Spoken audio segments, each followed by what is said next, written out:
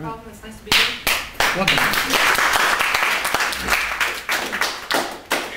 I'm going to start off talking about CISA, but then I am going to talk a little bit about what we do at home after the break. I've been working at CISA off and on a little bit since 1995, and before that I worked here at the university in the Integrated Pest Management Program, working on apples, and I worked for a while for the Northeast Organic Farming Association doing organic farm inspections. But I will start by talking about the Local Hero Campaign, which is our kind of flagship program. Started in 1999. CISA works in the 3 counties that go up and down the river, the Connecticut River, Hampden County, Hampshire County, and Franklin County, from Connecticut to Vermont.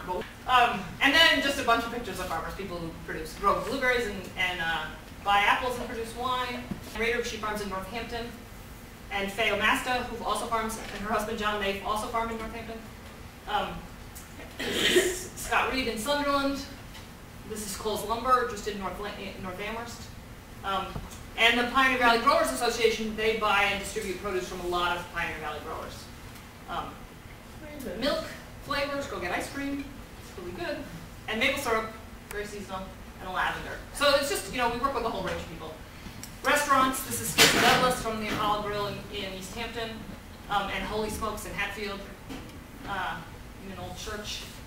Our family farms. Milk was a real model for us when we started, because that's a group of farmers that had done a lot of things with CISA and decided that they were going to form a business together and sell their own milk as a local label. And they really kind of paved the way for us at CISA for the larger Local Hero Campaign, because they really sold this as it's a local product. That's why you want to buy it, is because it's local, it comes from your neighbors. And people really responded to that. People like it a lot. And we work with both small stores and bigger stores. This is Stop and Shop in Greenfield. And they found that when they sold these local berries right next to a display of California strawberries for half the price, those local berries fly out of the store. And local food is, if you're going to make this decision that you're going to buy more local food, it's this mix of both doing the right thing and also sort of doing something that's really great for yourselves and makes you feel good. It's kind of an affordable luxury, and people can feel like it's a treat, something special that they're doing. So we do advertising. We do some ads for particular farmers markets or for particular farms. People can join the campaign at different levels, and you get, depending on what level you join at and how much money you pay, you get different amounts of advertising. We do some ads like these, which are around a particular type of food, and then all the farms that do that particular thing. And then we do some ads that we call issue ads or mission ads that talk in a little bit more depth about why you would want to buy local food. So this one's talking about the view and the vista and kind of rural quality of life. We do a farm products guide every year in June, which is one of the main reasons that farmers join the campaign, particularly people who sell direct to consumers. It's a great way to have people find you, and it's distributed in a variety of ways, including it goes out in all the local papers at the beginning of June. We try to have fun. We go to events. We have these silly vegetable suits that we wear, which you'd be amazed. You're going to go and you're going to go to something on climate change or whatever it is. People are much more willing to talk to you when you look silly than when they feel like you're kind of giving them some literature and they don't really want to engage with you. The idea was to bring a CSA to people at work. So this is at Mass Mutual, which is an insurance company based in Springfield. People join a CSA, and the farmer delivers the shares once a week to Bay State, and they pick them up. But on a regular day, they come, they set up their tent, and people come, and they put up the signs that say, you get a pound of carrots, and you get 2 heads of lettuce, and whatever you get. And people come through and they get their stuff during their workday. We have a senior farm share program that pays farmers to provide sort of a mini share to low-income seniors. This is a program that makes people really happy, everybody all around. Farmers really love growing food for people who really need it.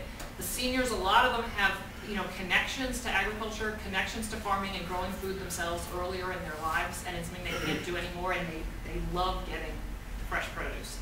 Really trying to think about how can we expand the traffic at all of our farmers markets so that farmers feel like they don't have to try to get into the Northampton or Amherst market or go all the way to Boston, because another market that's maybe more local to them or that doesn't have a waiting list is going to be worth their while to spend their time there. And one of the ways that we did this was to do these multilingual or translated posters talking about when farmers markets are open in Springfield and Holyoke. People like to put our bumper stickers on their cars, and that's good for us. So I want to talk a little bit about some of our other programs. I'm going to just tell you just a little bit enough about them so you know that they're there, and then you can ask me questions and we can talk more about whichever ones are most interesting. As the Local Hero campaign kind of matured, when we got into doing the Local Hero campaign, we really did not know what we were doing, and it was overwhelming to suddenly be doing something that had us kind of in the media spotlight and needing to know how to do a lot of stuff that was very new to us, and it kind of ran us over for a while. But as it got bigger and we got better at doing it, we started thinking about, you know, this is great, the awareness levels are looking good, but clearly there's a lot of people that we are not reaching. And what do we do to try to get local food to either people who don't have a lot of money, for them to make the choices about